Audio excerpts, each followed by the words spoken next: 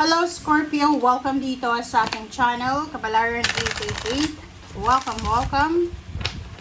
Alamin natin Scorpio kung anong message, information, gabay, energy para sa inyong lahat ngayong linggong ito.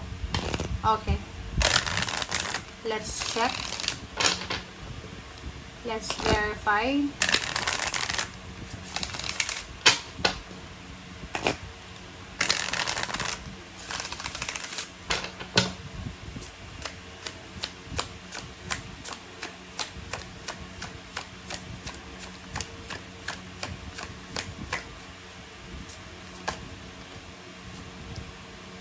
Okay, first card natin, Scorpio, is number 6, number 15. So, a blessing on your family. Okay. Scorpio, ang nakikita ko sa'yo dito sa linggong ito, siguro ito yung minamanifest mo, or ito yung pinagpipray mo, or ito yung luck sa buhay mo ngayon. Okay, siguro may parents ka, may father, may mother, may mga kapatid. But the problem is, siguro hiwalay yung parents mo, both sides, may mga pamilya na. Pwedeng ikaw din, apektado ng childhood trauma mo, yung situation mo ngayon sa love life. Pwedeng hiwalay ka din sa asawa, hiwalay sa ka-live-in, parang ganon. Or may anak ka, sa pagkadalaga na wala sa'yo, nasa ex mo, ganon. So, ang dami-daming mga family issues na posibleng hahangarin mo, okay? Parang iwi-wish mo yon ngayong linggong ito, na parang ang iisipin mo, okay, kung sana ay maayos yung pamilya ko, siguro hindi ako ganito, ganyan. Okay, so dito sa barahang to, sinasabi ng baraha, eto yung wala ka siguro. Wala ka sa linggong ito, ayun yung wala ka. Na parang kulang ka. Okay? Kailangan mo ng balance. Number 6 kasi to eh. So, kailangan mo ng balance. Medyo imbalance eh. Okay? Sabihin natin, may pamilya ka, may mga kapatid. Pwedeng yung mga kapatid mo, hindi mo naman talaga 100% na kapatid. Kapatid lang sa ama, sa ina, ganito. Yung iba din, yung parents nyo, ilang beses na bang nag-asawa, paulit-ulit, ganyan. So, marami kang childhood trauma sa family, related sa family na apektado yung current situation mo. Alright.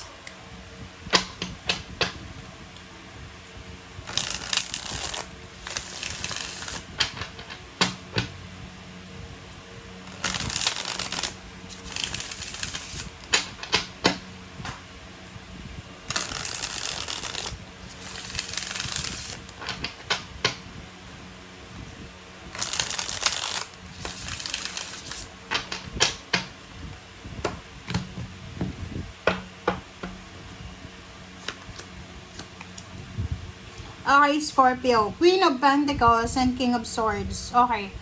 Dito sa barahang to, pwedeng nag-aantay ka ng balita. Pwedeng nag-a-apply ka ng trabaho. Or pwedeng nag-aantay ka ng information about sa Queen of Pentacles. About sa pera.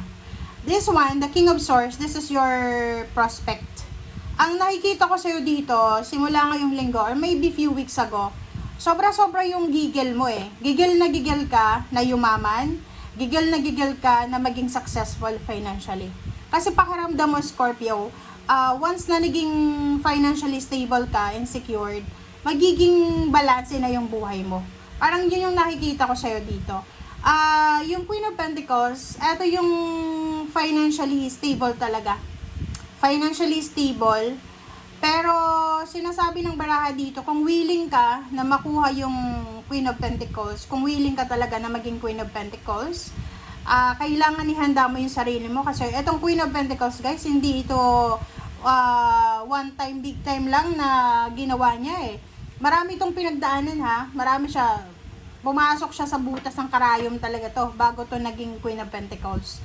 So, kung ito yung minamanifest mo, siguro kailangan mong ihanda ang sarili mo. Kailangan mong ihanda ang sarili mo kasi marami kang pagdadaanan na pagsubok, trials, errors, mistakes, or whatever man bago ka makarating dyan. Okay? So, sa bawat direksyon na tatahakin mo, maraming obstacles na pwede kang pagdaanan. Kaya, be prepared. Okay? Six of Pentacles and Justice. Okay. Karma. Guys, karma. I don't know if it's bad or good karma, but every day guys, you need to prepare yourself. Ihanda mo talaga ang sarili mo, Scorpio. Kasi ang karma, kung ano yung sinindot natin, ibabalik yun. So, dito sa barahang to, nakikita ko na pwedeng may contract signing. Okay, may renewal of contract. Pwedeng pipirma ka ng kontrata. Pwedeng may mag-o-offer sa'yo ng trabaho. Pwedeng may mag-o-offer sa'yo ng financial help. Or ikaw yung mag-o-offer ng trabaho. Or ikaw yung mag-o-offer ng financial help. Asan ka ba dyan? Okay. So, sa pamilya, eto yon ang kailangan mo. Okay? Kailangan mo to eh. Kasi, ang nakikita ko, may ibang Scorpio na medyo naguguluhan kayo. Hindi nyo alam kung ano talagang gusto nyo.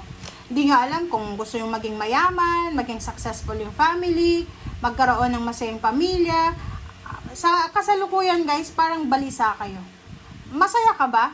Paki-comment nga sa comment section kasi ang nakikita ko sa labas ng sa mukha mo, masaya ka. And there's something sa puso mo na masaya ka. Pero may half noon na may regrets and then guilt feelings. Paki-comment sa comment section. Alright, so ano pa ba? Kailangan mo ng kalma sa family foundation. As ang gulo ng pamilya mo guys, paki-comment nga sa comment section na yung ang gulo ng pamilya. Kahit sarili mo, hindi mo alam kung anong gagawin mo kasi magulo eh. Kailangan dito ng King of Cups para sa Four of Wands. Ang Four of Wands kasi guys, ang foundation natin, ang stability natin. Alam nyo ba, kahit sang sulo kayo ng mundo pumunta, ang stability talaga ng tao ay pamilya. Maraming nagkawatak-watak na pamilya. Yun yung rason kung bakit yung anak nagkaroon ng bisyo, nagkaroon ng problema, ganyan. Because nagkawatak-watak yung family. So, sa'yo nakikita ko, kahit sobrang sipag mo, kahit sobrang galing mo sa trabaho, kung wala kang stable na foundation, yung parang sinasabi, di ba, ng matatanda, na wala tayong mauuwian. Wala tayong pahinga. Okay? Hindi yung literal na pahinga ha, yung pahinga na yung alam mo sa sarili mo na I have my foundation. I have stability in life. I have my pahinga. I have my mother, my father, I have my husband, I have my wife, my kids, parang ganon. Na sa pag-iisip mo lang ng ganon, yun, related dito yung may mga anak, may asawa, may mga pamilya na tinetreasure. Kasi, alimbawa sa trabaho, binubuli ka sa company, or, alam mo yun, magaling ka sa trabaho, but since magaling ka, binubuli ka. Kung wala kang foundation talaga, magre-resign ka na, kasi binubuli ka na eh. Pero since may foundation ka, once na na-experience mo yung bullying, iisipin mo lang, ang anak ko yung foundation ko. So, kailangan ng anak ko ng trabaho. Okay? Kailangan niya ng pera. Kailangan kong magtrabaho. So, syempre, lalakas loob mo. 'Di ba? So, sa'yo nakikita ko na napaka hardworking. Walang question sa pagiging hardworking mo, Scorpio. But ang problema mo yung puso mo eh. Yun yung puso mo eh. Yung heart mo. 'Di ba? Nahihirapan ka eh. Hindi mo alam kung anong gagawin mo. Pero alam mo, yung nangyayari sa'yo, apektado yan nung childhood trauma mo eh. Marami kang nakita nung bata ka pa na hindi mo dapat makita, lalo na sa pamilya. Okay, so next is Native Source and Justice. Oh, double talaga siya guys, double. Handa mo yung sarili mo dito Prepare yourself kasi may balita talaga dito na pwedeng isang malaking karma to. Malaking karma. Sabihin natin na kasal din, okay? So, pwedeng nagpaplano kang magpakasal. Ito yung planong kasal na mabilisang kasal. Walang mga preparation, pupunta lang ng munisipyo, magre-rehistro lang, parang ganun. So, ito yun.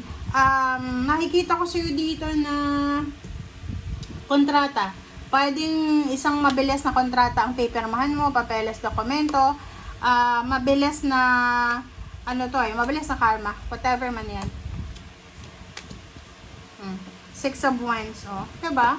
Sabi ko sa'yo ang nakikita ko sa'yo dito, Scorpio, ang sabi ng baraha sa'yo dito, kahit gaano ka pa ka-successful, nakikita nyo ba yung hindi naman siguro kayo sarado yung isip nyo doon sa mga, alam mo yung daming mga milyonaryo, anak ng milyonaryo, anak ng sobrang yaman talaga. Pero mayaman sila, sobrang yaman nila, pero nagkakaroon sila ng mga bad habits na nagkakos ng mga depression, anxiety, mental problems, 'di ba? Bakit? Tanungin niyo yung sarili niyo bakit. 'Di ba? Marami na silang pera eh. So, wag mong ilalagay, Scorpio, sa isip mo na pera ang magiging kasagutan sa kung ano man na problema natin sa emosyon, sa physical.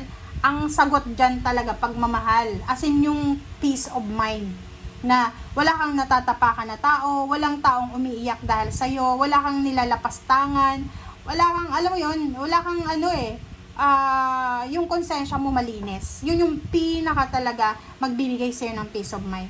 Kasi maraming mayaman, maraming mapera na walang peace of mind, hindi makatulog sa gabi kasi alam nila na marami silang sinasaktan or nasasaktan, 'di ba? Naagrabyado. 'Di ba? Itong 6 of Wands na to, baliwala yan eh. Baliwala yung success, baliwala yung victory. Kung yung puso mo hindi masaya, kung yung puso mo ay nasasaktan or nakakasakit ka. Ganun lang ang logic sa mundo. Plus katabi niya yung justice. Kung ano yung sinasend out natin, ibabalik yan sa atin. Ganun lang yun. Okay? Okay, the Sun and 4 of Wands. Oh, sabi ko sa'yo eh. Ito yung pinaka-importante talaga sa buhay mo. Yun yung kailangan mong i-achieve.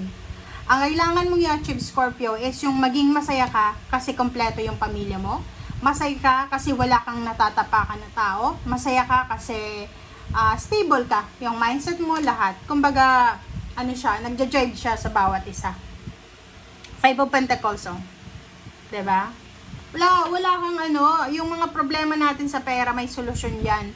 Pero pag pamilya na nagkawatak-watak na dahil sa mga third party or sa mga gulo or dahil mismo sa pera, wala nang yan eh, wala nang solusyon yan. So, yun ang nakikita ko sa'yo dito.